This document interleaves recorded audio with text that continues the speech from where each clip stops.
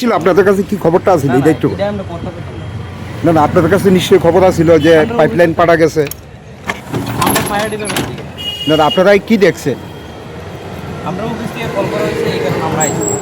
কি পাইছেন মানে কি দেখছেন?